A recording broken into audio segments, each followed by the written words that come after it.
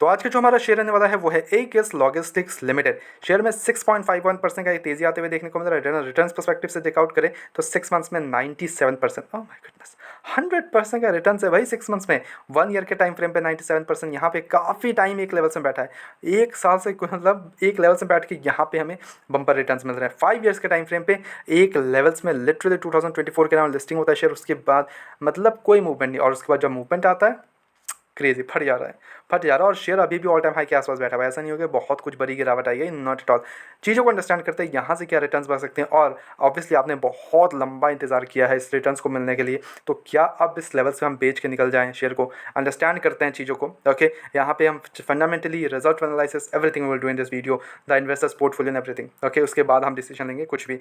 यहाँ भी बात करें तो कंपनी करती क्या, देखो company is a chemical industries cater करती है। Okay, private logistic solutions for oil gas chemicals and petrochemical industries. यहाँ पे अगर आप मार्केट कैप आओगे तो 48,000 करोड़ का मार्केट कैप है। तो इट्स नॉट लाइक ये छोटी कंपनी है, ये चीज़ में अंडरस्टैंड कर लो, कोई छोटी मोटी कंपनी नहीं है, इट्स अ मिड कैप वाली कंपनी। 48,000 करोड़ का मार्केट कैप है, इंडस्ट्री पीस 38, स्टॉक का पीस 38, तो फेयरली वैल्यूड ही है। ओके, यहाँ कोई बड़ी वो गिरावट या फिर बहुत ज़्यादा कुछ अंडर वैल्यूड शेयर नहीं है ये शेयर। ओके, ये चीज़ अंडरस्टैंड कर लो आप। ओके, यहाँ पे अगर आप डेप्ट देखोगे तो वो 4,150 करोड़ का डेप्ट है, डेप्ट इक्विटी 0.69, और बैलेंस शीट कंपनी के पास 6,000 करोड़ के रिजर्व्स पड़े हुए हैं कंपनी के पास। ओके, तो डेप्ट के कारण अभी तो फेलियर के चांसेस नहीं है, but yeah keep on track on the डेप्ट, keep on track on the results as well.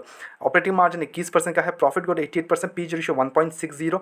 यहाँ पे अगर आप इनके रिजल्ट्स परस्पेक्टिव में आओगे तो देखो फंडामेंटली आपको दिख रही है, फंडामेंटली आउट से कि काफ़ी मीडियोकर वाले फंडामेंटल्स है। ओके, आप उनसे कि बहुत कोई बड़ी अपॉर्चुनिटी है ऐसा नहीं बोलूँगा, बिकॉज देखो 40,000 करोड़ का मार्केट कैप है, केमिकल इंडस्ट्रीज अच्छी लगती है, not at all a doubt, but 40,000 crore का मार्केट कैप है, हमें इसका रिजल्ट्स अंडरस्टैंड करने पड़ेंगे और क्या नेक्स्ट क्वार्टर रह सकते हैं वो भी अंडरस्टैंड करेंगे। और रिजल्ट्स बेसिस पे आउट से कि देखो रिजल्ट्स अगर अच्छे आ रहे हैं तो ऑब्वियसली हमें मूवमेंट आएंगे शेयर में। ओके, अगर रिजल्ट्स अच्छे नहीं आ रहे हैं, ग्रोथ नहीं मिल रहा है शेयर में, like in the past 5 years कोई ग्रोथ नहीं है, वो आपको रिजल्ट्स में अंडरस्टैंड करना पड़ेगा। रिजल्ट एनालाइज करते हैं।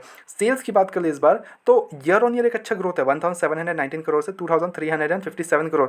ऑपरेटिंग मार्जिन काफ़ी अच्छा गया है। जस्ट देखो ये मेन रीज़न है शेयर में मूवमेंट आने का, 14% से 30% पे आ चुका है मार्जिन इनके, ठीक है, ये हुआ main reason.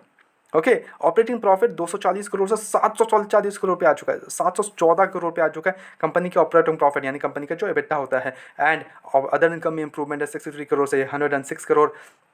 Profit before tax 228 crore से 719 करोड़, टैक्स देना पड़ा 25%, जिसका नेट प्रॉफिट बन रहा है that is some crazy shit 175 crore से 545 crore rupees. Okay, crazy good. Okay, काफ़ी लंबा छलांग मारा है कंपनी ने, काफ़ी लंबा।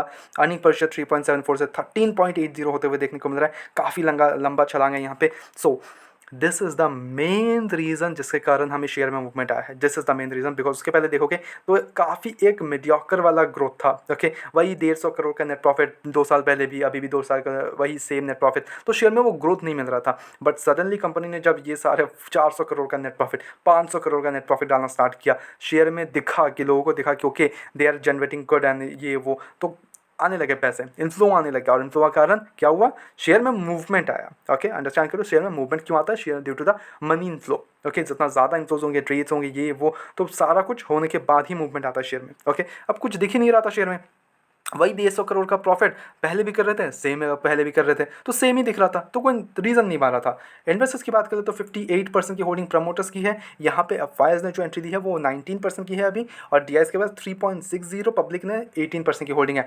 तो डीआईएस ने माल बेचा है यहाँ पे, obviously profit booking and everything. FIS ने यहाँ पे माल उठाया है 2% का, 58%, एंड पब्लिक यहाँ पे 18% की होल्डिंग्स होल्ड करती है। Okay, the structure is good here, FIS, DIIs, public, promoters, it's good here, इसमें कोई भी डाउट नहीं है। बट देखो अंडरस्टैंड करो, अगर रिजल्ट्स 1-2 क्वार्टर और ख़राब कुछ आते, अगर नेक्स्ट क्वार्टर कुछ ख़राब आ जाते तो फिर रिस्की हो सकता है आपके लिए। And obviously share all time high के आसपास बैठा हुआ है, तो यहाँ पे मैं नहीं बोलूँगा कि इस लेवल्स पे आप जाके बैठो। ओके, आपके जो लेवल्स थे वो ये थे। ओके, आपको obviously you have to have the patience. हमेशा मार्केट में अंडरस्टैंड करो, पेशेंस होने से ही पैसा मिलता है। यहाँ पे पेशेंस अगर रखा होता तो ये मूवमेंट के लिए गुड होता, but it's fine, no issues. अब यहाँ पे क्या करना है, गिरावट का वेट करना है। अगर किसी ने इस लेवल्स पे खरीदा है, इस लेवल्स पे खरीद के रखा हुआ है, इट्स वेल एंड गुड, आपने काफ़ी अच्छे पैसे बनाए हैं कि आपको 100% का रिटर्न है। अब इस लेवल पे आई उससे कि थोड़ा बहुत प्रॉफिट बुकिंग वाला इंपॉर्टेंट है मार्केट में। इंपॉर्टेंट कब खरीदना है, कब बेचना है, वो इंपॉर्टेंट है। आपको खरीदना है, यहाँ पे बेचना है।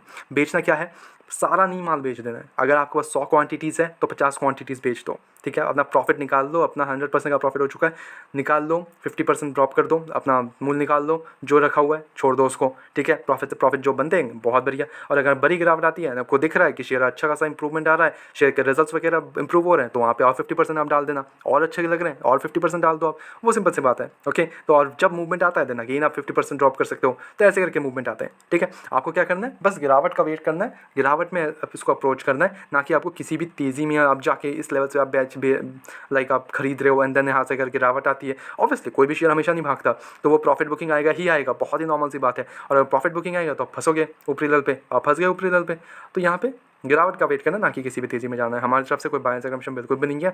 आप कितना शेयर होल्ड करते हो, आपके क्या स्टेक्स रहने वाले शेयर में, वो कमेंट कर दो, कितने क्वांटिटीज़ वगैरह वो कमेंट कर दो।